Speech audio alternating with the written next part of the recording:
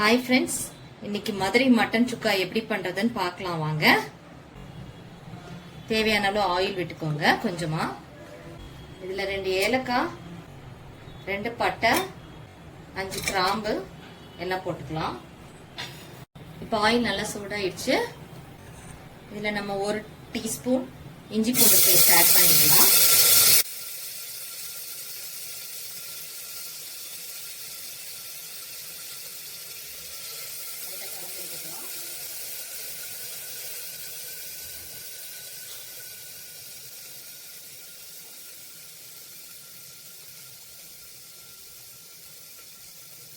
இப்போ நான் 1/2 kg mutton கழுவி வச்சிருக்கேன். இப்போ இதோட ஆட் பண்ணிக்கலாம்.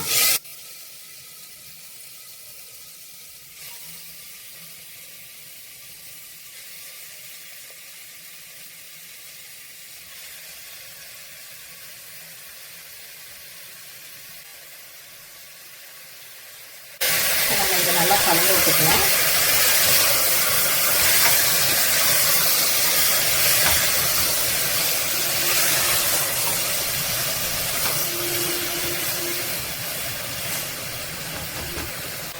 இதில் 1 டீஸ்பூன் மஞ்சள் போட்டுக்கலாம். தேவையான அளவு கல் உப்பு சேர்த்துக்கிறேன். இதை நல்லா கலந்து விட்டுக்கலாம்.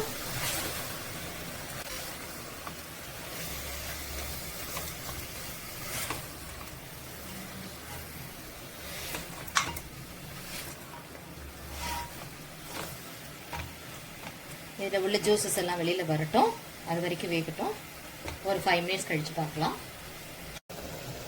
இப்போ ஓரளவுக்கு ஜூஸஸ் எல்லாம் வெளியில் வெந்து கொடுத்துருக்கு.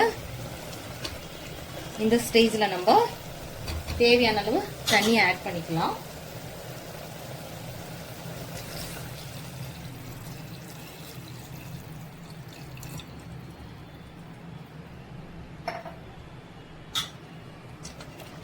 ஒரு வாட்டி கலந்து விட்டுட்டு இப்போ நம்ம குக்கர் மூடிக்கலாம். ஒரு 7 விசில் வரட்டும், அதுக்கப்புறம் ஆஃப் பண்ணிக்கலாம்.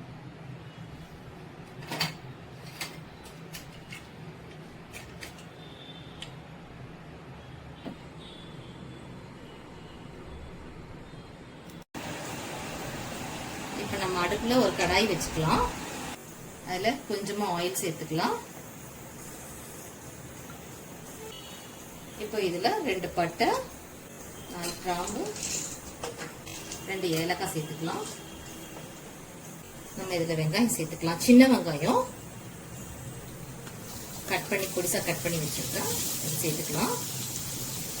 கொஞ்சம் பச்சை மிளகாயும் சேர்த்துக்கலாம். இதை நல்லா வதக்கி கொடுத்துக்கலாம்.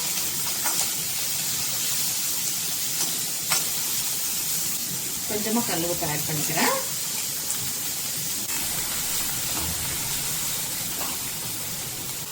கொஞ்சம் கருவேப்பிலை சேர்த்துக்கலாம். இதில் இஞ்சி பூண்டு பேஸ்ட் சேர்த்துக்கலாம். 2 ஸ்பூன் சேர்த்துக்கலாம்.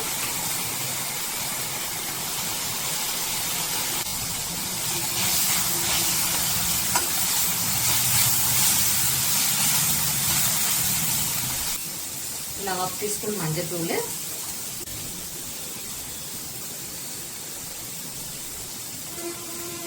2 டீஸ்பூன் மிளகாத்தூள், 1 ஸ்பூன் மல்லித்தூள், 1 ஸ்பூன் கரம் மசாலா தூள் சேர்த்துக்கலாம். இதை மிக்ஸ் பண்ணி விட்டுக்கலாம். இதில் தக்காளி சேர்த்துக்கலாம். ஒரே ஒரு தக்காளி, பெரிய தக்காளி கட் பண்ணி போட்டிருக்கேன்.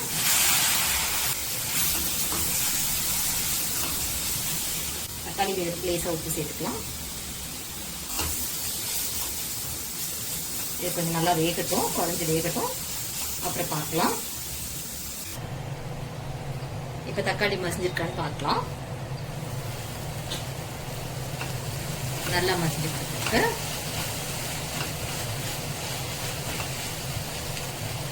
இப்ப இந்த ஸ்டேஜ்ல நம்ம குக்கர்ல வெந்த மட்டனை இதோட சேர்த்துக்கலாம். மட்டன் நல்லா வெந்திருக்குங்க.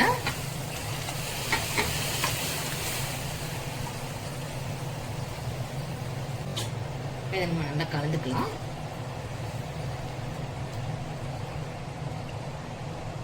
இப்போ மசாலா பச்சை வாசனை போகிற வரைக்கும் இந்த தண்ணியெல்லாம் அப்சர்வ் ஆகிற வரைக்கும் வேகட்டும்ல. தண்ணி சுண்ண பிறகு நம்ம பார்க்கலாம் வாங்க. இது நல்லா வெந்து வந்துட்டுருக்கு. மசாலா நல்லா பிடிச்சி வெந்துட்டுருக்கு.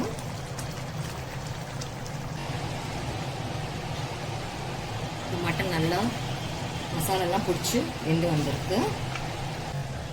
1 டீஸ்பூன் பெப்பர் பவுடர்,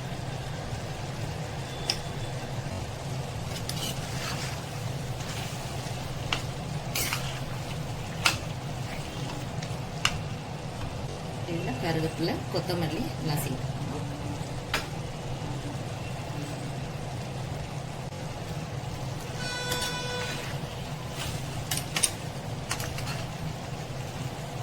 நம்மளோட மதுரை மட்டன் சுக்கா ரெடி ஆயிடுச்சு. இதை சாதத்தோடு சேர்ந்து சாப்பிட்றதுக்கு ரொம்ப நல்லாயிருக்கும். சப்பாத்தி பூரியோடையும் சேர்ந்து சாப்பிடலாம். இதை இன்னும் ட்ரை பண்ணால் சுக்கா பண்ணிட்டோம்னா ரசம் சாதம் சாம்பார் சாதத்துக்கும் தொட்டு சாப்பிட சூப்பராக இருக்கும். இப்போ நம்ம இதை சர்வ் பண்ணிக்கலாம்.